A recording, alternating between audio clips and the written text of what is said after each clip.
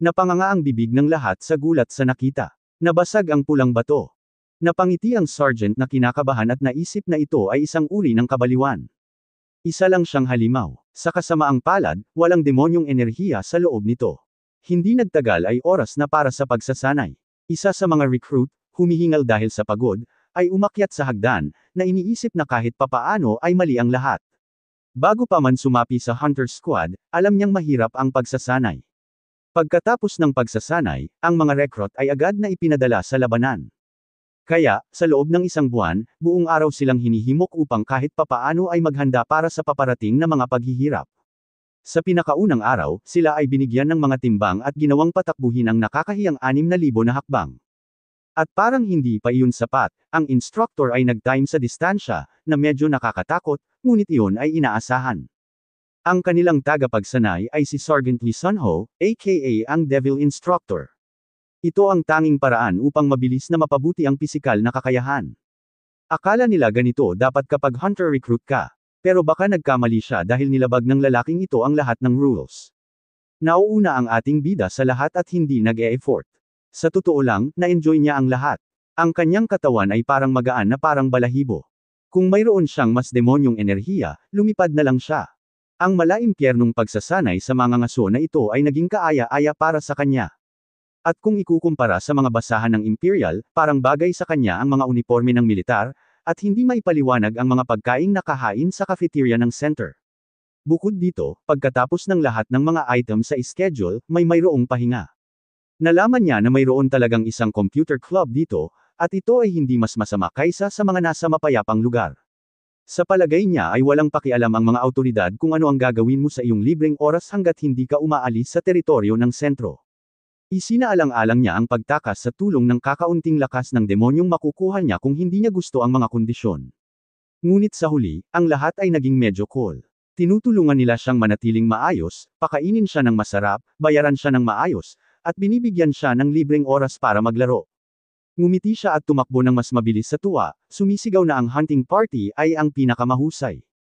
Gulat na napatingin sa kanya ang ibang mga recruit, na nagtataka kung saan siya nakakuha ng lakas.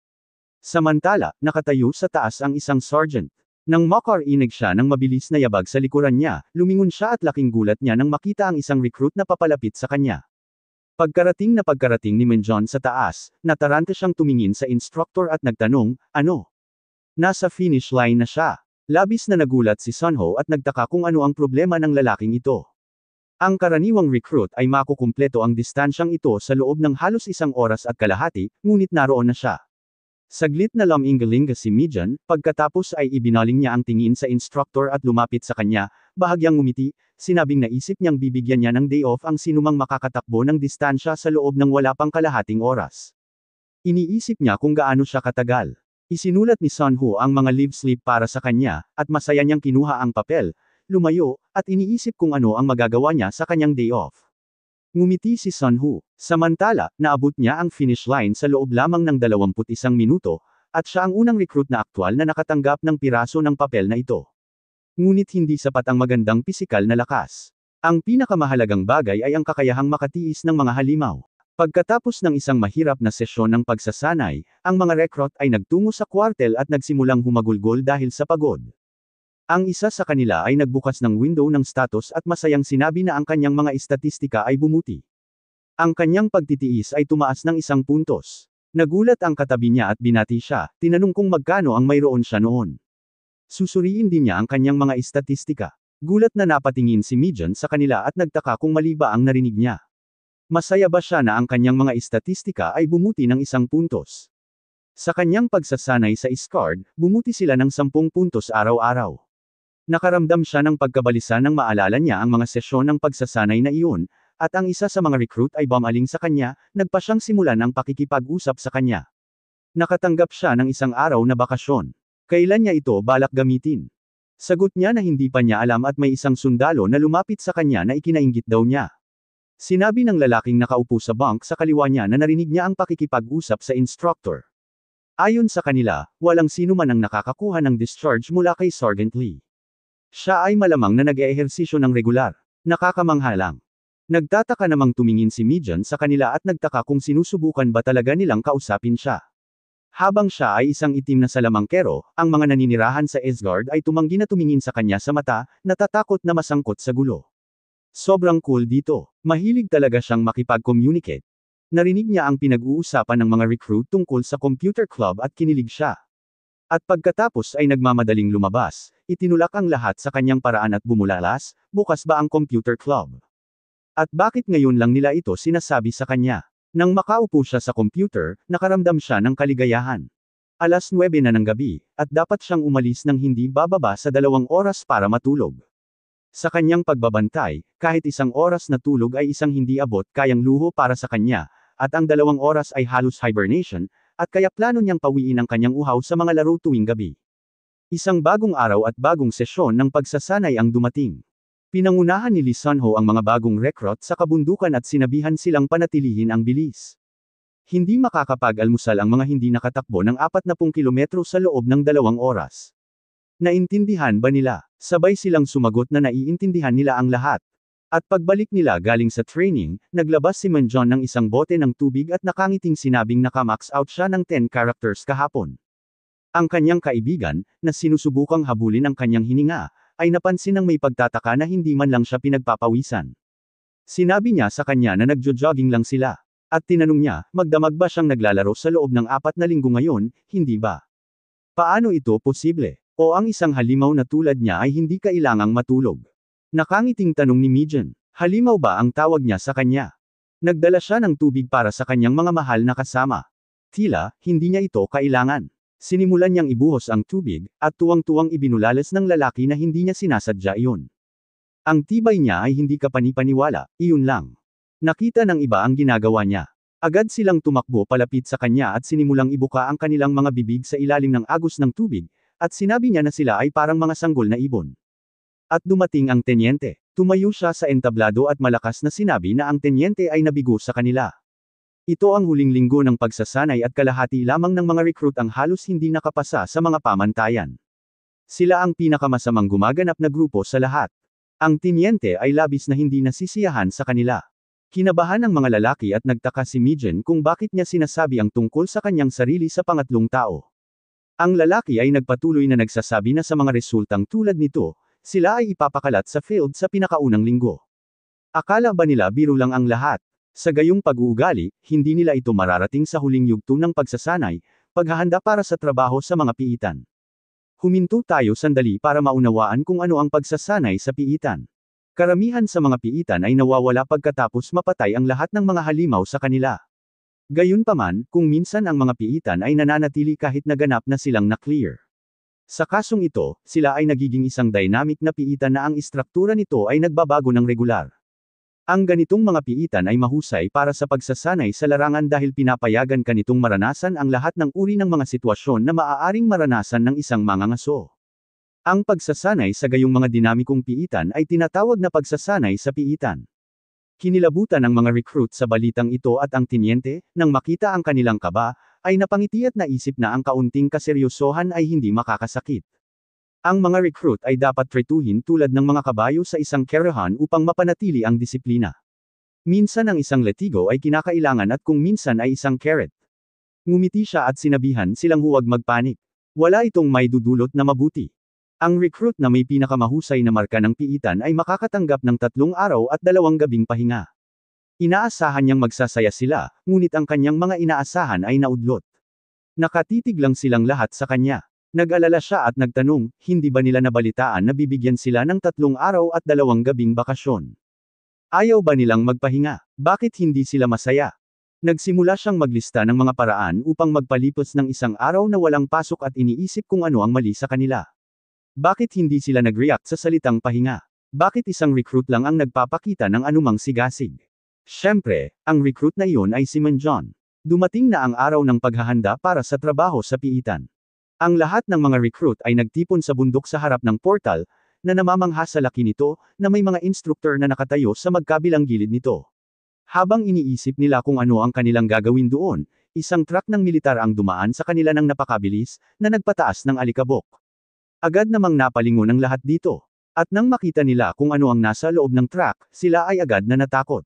Maraming kumikinang na mga mata ang nakatingin sa kanila, at ang mga asong lobo ay nakaupo sa isang hola. Nang makita ang mga halimaw, napaatras ang mga sundalo sa takot. May mga nahulog pa. Nanatiling kalmado si Mijan. Tumingin siya sa kanila at nakangiting nag-isip, ano ang kinakatakutan nila? Hindi sila mas mapanganib kaysa sa isang chihuahua. Malakas na tanong ng tinyente, ano ang kinakatakutan nila? Kakailanganin nilang harapin ang mga halimaw na ito. Napagtanto na gusto niyang makipaglaban sa kanila, lalo silang natakot, at inutusan niya silang hatiin sa 4 na grupo. Ang bawat grupo ay kailangang talunin ng hindi bababa sa isang aso at bumalik mula sa piitan sa loob ng 1 oras. Alisin nila ang kanilang takot at palakasin ang kanilang espiritu ng pakikipaglaban. Naiintindihan ba nila ang lahat? Kinumpirma nila ito at sinabihan sila ng instructor na nakatayo malapit sa mga kahon na isa-isang lumapit. Sa loob ay may mga espesyal na protective suit para sa hunting squad. Ang mga ito ay dinisenyo upang protektahan ang katawan sa matinding mga kondisyon. Isang napakabigat at simpleng disenyo. Nagsimula silang magbihis na nagrereklamo tungkol sa kakulangan sa ginhawa. At naisip ni Manjon na walang kadaliang kumilos o ginhawa, tanging proteksyon. At ito ay nagkakahalaga ng 50 milyon ng isa. Dapat nilang gamitin ng husto ang gayong mamahaling kagamitan. Halos maamoy niya ang pawis at takot ng dating may-ari. Ang bagay na ito ay may pangit na aura. Hindi niya ito gusto. Nagbihis siya at nilapitan ang tenyente na nagsasabing may itatanong siya. Matapos nilang patayin ang mga aso, maaari ba niyang alisin agad ang baluti? Dismayadong tanong niya, nawala na ba ang takot niya? Ngunit nang makitang ito ang pinakamahusay na recruit na si Mijan, agad niyang binago ang kanyang tono at sinabi sa kanya na gawin ang gusto niya. Ngunit tandaan niya na ito ay pagsasanay ng koponan. Hindi niya kayang gawin ang lahat para sa kanyang mga kasama at gusto niyang makita kung paano siya makakapagtrabaho sa isang team. Sinulyapan ni Mijan ang mga lalaki na nagsimula ng mag-isip kung paano papatayin ang mga aso at naisip na ito ay madali. Kailangang turuan sila kung paano pumatay ng mga halimaw ng maayos. At ayun na nga, tapos na. Tinawag niya ang mga ito at sinabing sasabihin niya sa kanila ang planong naisip niya. Susugod ang mga aso sa kanila, sinusubukang kagatin ang kanilang mga leeg. Ngunit kapag sila ay tumalon, hindi sila dapat magpanik, ngunit kunin lamang ang kanilang mga paa at baliin ang kanilang mga gulugod. Karaniwan, ito ay sapat na upang patayin ang aso. Ngunit kung ito ay buhay pa, pagkatapos ay hayaan silang paghiwalayin ang 2 kalahati at hatiin ang mga ito sa kalahati, tulad ng kimchi. Ngumiti siya na may ningning sa kanyang mga mata at nagtanong, naiintindihan ba nila ang lahat? Wala silang naintindihan. Nakatingin sila sa kanya na may mabatong mukha. Sa sandaling handa na ang lahat, nagbigay ng hudyat ang tenyente sa instructor, at binuksan niya ang hola at pinakawalan ang galit na mga aso. Hindi pinansin ang mga sundalo, mabilis silang nawala sa portal. Nagulat ang isa sa mga recruit na agad silang tumakbo sa piitan nang hindi man lang sila pinansin. Sinabi ni Mijan na ginugol nila ang buong araw sa ilang kulungan at pagkatapos ay biglang lumitaw ang kanilang tahanan sa harap nila. Bakit sila tatakbo sa ibang lugar? Ngumiti ang lalaki at may katuturan itong sinabi.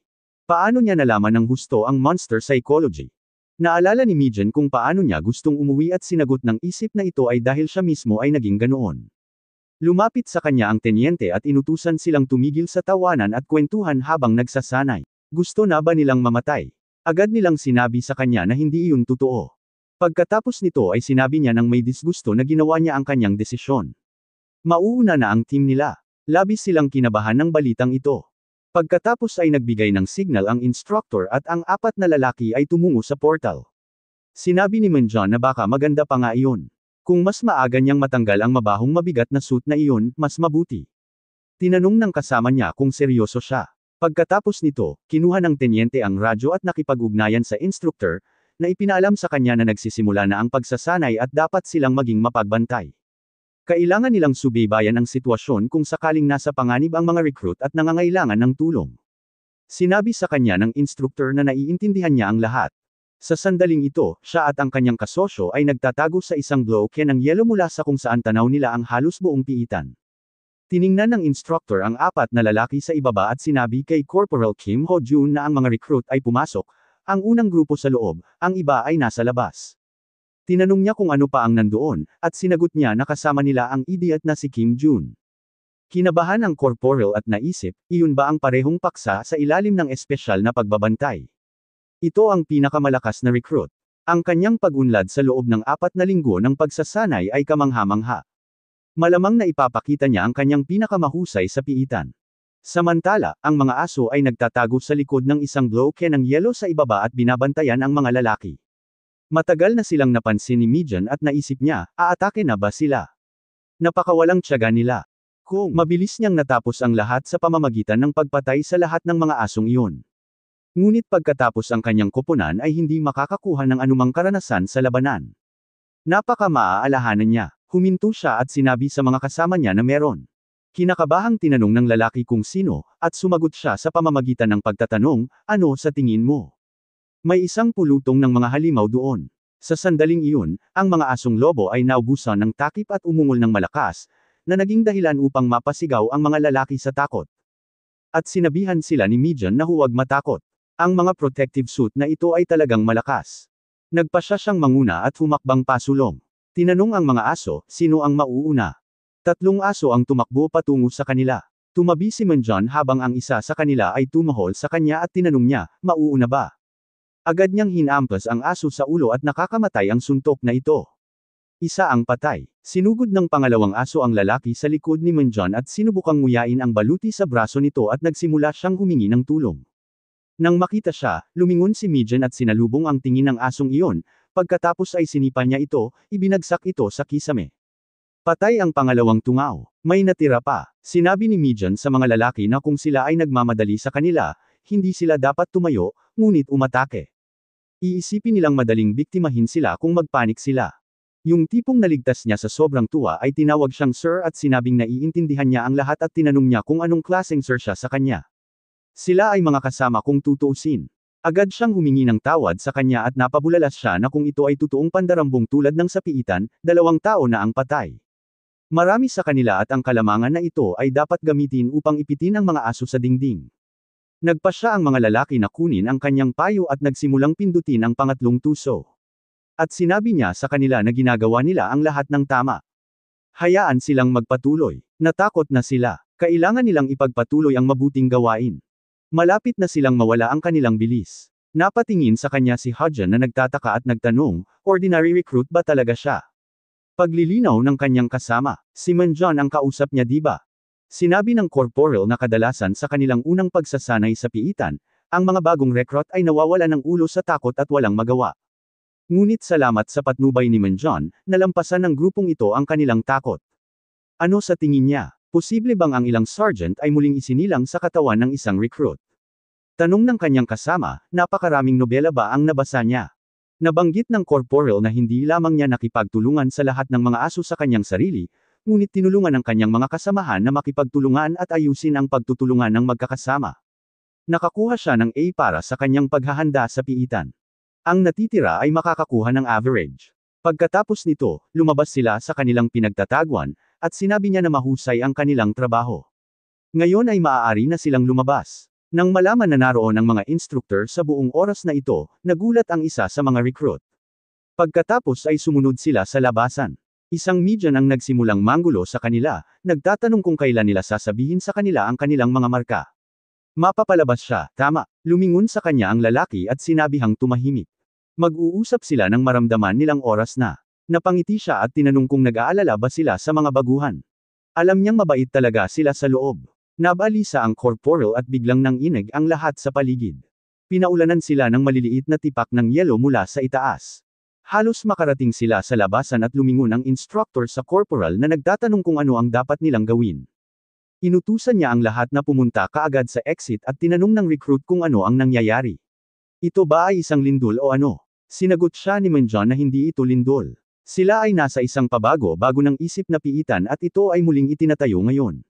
Iniisip ng lalaki kung ano ang susunod na mangyayari.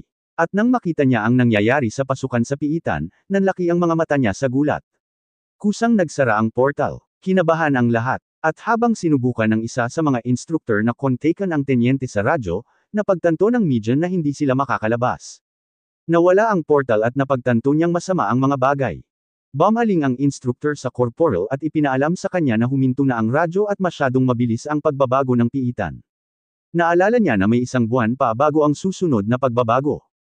Kaya bakit nangyari pa ito? Una, kailangan nilang agarang ilikas ang mga bagong recruit sa isang ligtas na lugar. Pagkatapos nito, lumipat sila sa ibang lokasyon, at sinabi ng corporal na sa nakikita nila, isang hindi inaasahang sitwasyon ang nangyari. Gayunpaman, walang dahilan upang mag-alala. Maghihintay sila ng isang oras sa lugar na ito gaya ng inireseta sa mga tagubilin. Baka mabuksan ulit ang pasukan. Gumaan ang pakiramdam ng mga recruit at nagtanong, totoo ba ito? Kailangan lang nilang gumugol ng isang oras dito para makalabas.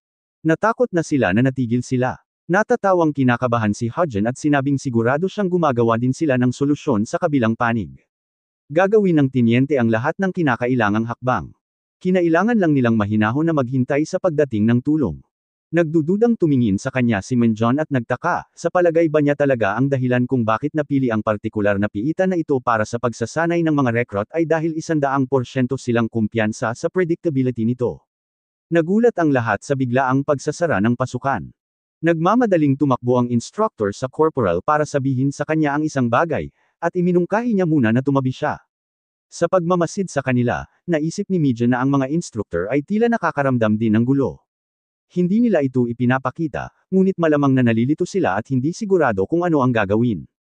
Kung ang piitan ay naging sarado, kung gayon ang paglabas dito ay hindi magiging madali. May katulad noon na nangyari sa Asgard. Gayunpaman, walang totoong sakuna ang nangyari dahil narito siya. Samantala, tinalakay ng mga instructor ang sitwasyon na malayo sa lahat, at sinabi ng corporal na ito ang pinakamasamang sitwasyon. Napagtanto niya na isa na itong saradong piitan, di ba? Laking gulat ng kanyang kapareha at sinabing wala man lang siyang napagtanto noong una. Tinawag siya ni Hudgen na makapal ang ulo at nabanggit na hindi pa niya alam hanggang sa sinabi niya sa kanya. At ano ang sasabihin niya sa kanya noon? Ang pasukan sa isang piitan ay maaaring mawala sa dalawang kaso. Ang una ay kapag nawala ang piitan. Nawawala ang pasukan matapos itong ganap na malinis. Ang pangalawa ay kapag sarado ang piitan. Sa kasong ito, ang exit ay nawawala pagkatapos na ipasok ito. Nag-transform na sarado ang piitan at nawala na ang labasan. Isa pa, lumitaw na naman dito ang mga halimaw. Ang tanging paraan para makalabas sa saradong piitan ay ang patayin ang bawat halimaw na nasa loob nito. Ang kanyang kasosyo ay nagsimulang maunawaan kung ano ang kanyang nakukuha at sinabi niyang walang tulong sa labas. Pagkatapos nito, umalis sila at napagtanto ng corporal na mayroon silang 4 na recruit na walang karanasan sa labanan at 2 instructor. Kailangan nilang dumaan sa piitan kasama ang pangkat na ito. Napagtanto nila ang kabigatan ng sitwasyon, kitang-kita nila ang tensyon.